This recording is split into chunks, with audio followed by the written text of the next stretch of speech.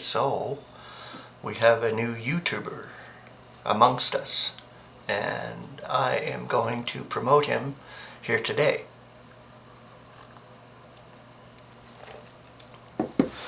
He actually started doing his YouTube channel because of Martin's pitch the other day for people to start sharing truth, and it's great. It's awesome, and Janssen gave me the link, and I shared it last night to as many as I could, and I want to promote him here and put him on my recommended channel list. He's definitely a brother and sharing truth, and we need to build each other up and promote when we can. That's what I say. Promote when you can. Realize that God is operating. He's doing the work through these channels. We're just vessels that God uses to share truth and glorify God in what we share, and be consistent from a scriptural viewpoint in sharing the truth and heralding opportunely and inopportunely, and doing it to build up the body of Christ and call those members who are to be coming in to the body of Christ right now. The complement of the nations needs to be entering fully before we're snapped out of here. So let's continue to work and stand for Christ and stand for truth. So check him out. He'll be down here as the feature video for today. Okay, so we're going to finish up this article today. The difference between sin, transgression, and offense. And there is a difference. Okay. Sin is missing the mark, and it brings misery on mankind. Transgression calls down indignation, which is coming swiftly. But an offense is the wound that aches God's heart. Okay, the forgiveness of offenses.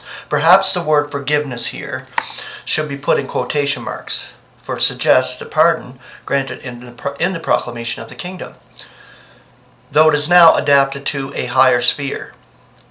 That pardon, however, was in line with the limited mercy dispensed at that time. This is in accord with His grace. Yes, the riches of His grace. Hence, though the word forgiveness is used, the thought is immeasurably above its former usage. Moreover, this is connected not with sins, but offenses. Sins may be pardoned, but offenses against the feelings must be forgiven. Okay, the riches of His grace. The forgiveness of offenses seems to be so far below the sphere of truth in the Ephesian epistle that those who are most enlightened are tempted to look askance at the phrase and wonder if it is well founded in the ancient text.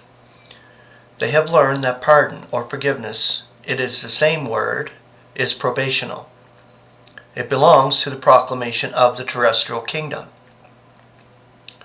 Many who gain pardon, like the 10,000 talent debtor, lost it through misconduct.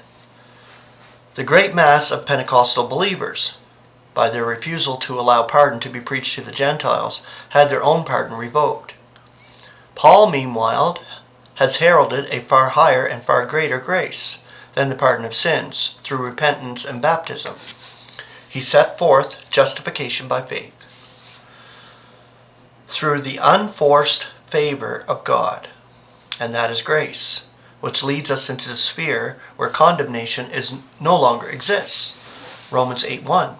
It is absolutely without admixture of works, either before or after it is received. It cannot be forfeited by aught that we can do. Having this, shall we go back to pardon, even if it is in Ephesians? Ephesians does not deal with the pardon of sins, but the forgiveness of offenses. It is not in the sphere of government or of the courtroom, but of the home. It has reference not to God's rule or His righteousness, but His feelings. In the sense of feelings, relatively speaking, we can offend God. We are not forsaking justification for a lower benefit. We are going on to a higher, even if one of the terms is borrowed from the lower. We have not only sinned and are justified, but we have offended God and are forgiven. This forgiveness, however, is not measured by the mercy shown to the circumcision. That, as we have seen, was comparatively stinted and probational. It sprang from pity rather than love. It was temporary because its term depended on its possessor instead of on God. The forgiveness is according to the riches of His grace. It were wise never to leave off this phrase. We have not the forgiveness of sins, but the forgiveness of offenses, according to the riches of His grace. This raises it to the level of its context. This makes it glow with glory toward God. The grand gulf between the probational pardon of sins granted to the circumcision and this rich deliverance is best seen in their results. The majority of those who were pardoned fell away and forfeited Aeonian life. We who receive the forgiveness of offenses not only remain in grace, but are the recipients of its lavish gifts.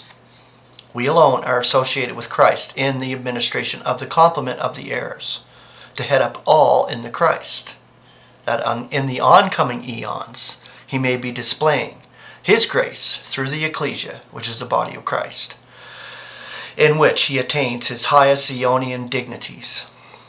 We were last. We are destined to be first.